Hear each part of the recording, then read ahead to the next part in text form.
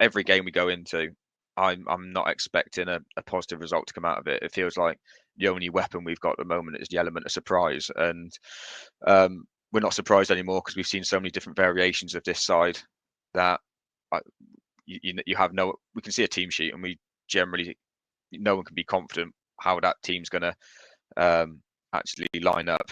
We're going to have Sol Solomon playing again in centre midfield. It's the alarm bells are ringing, but it sounds like anyone in a club has just taken the batteries out of the fire alarm and everything's fine and just carry on as normal. And we'll pick up form, but where are we going to pick up form from? When you look through the squad of players at the moment, who do you think is going to have the grit between their teeth and the quality to impact games enough for us to win? You look through the forward line. Connor Jennings is, again, I've mentioned it many a time. Amari Patrick can pull out occasionally, but when I say occasionally, it's very occasionally. And I've got minimal confidence in our defence. And in midfield, we've got a few terriers in there, but nothing I can see that's going to really pull us out of it. So unless we do any business, I would be, if I was a betting man, I would be, and I had to put two sides to go down like yourself, Matt, it'd be Morecambe would be the one. And unless we've got some reinforcements coming in or something drastically changes, I'm expecting a replication of 2015. All comes back to not signing the right winger in the summer. I find it absolutely staggering how that squad was looked at and deemed good enough without Rob Apter to get the results required. That is just a complete unknown to me how that could be possible, because every man and his dog looked at that squad and went, there's no right winger there.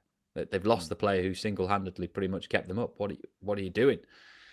And they still haven't moved to bring one in this month either. Where are you with the ownership and everything at the moment, Graham? Obviously, the takeover, it could still be another 2.5 months away from what Mark Palios said in his last update. Things have gone a little bit quiet on that front. The chairman hasn't said much for a while. Where are you with things? Desperate, really. The more when first heard about Joe, and you think, well, it's going to be a roll of the dice if we go with it, and do we want to roll the dice? And I think we're extremely desperate just for that investment, really, or just not necessarily a huge investment, just something that might see us do some transfer activity this month. Something's got to change, because it seems like the way things are at the moment, it seems like the club is completely stagnant until this takeover happens. I can't imagine many people who are performing as Nigel Adkins is performing in any walk of life would still be within their job at the moment. And if this was Ian Dawes in charge rather than Nigel Adkins and his CV, we'd be, you'd be questioning everything about what's going on with the team selection. Everything's all over the place. It cracks of inexperience, but the fact he's still within his job, despite the performances his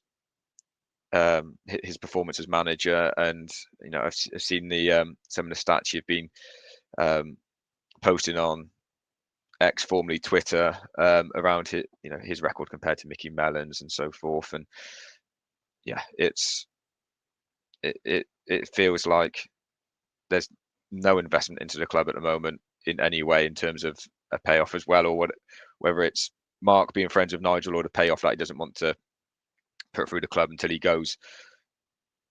The club's stagnant. It seems like it almost dying.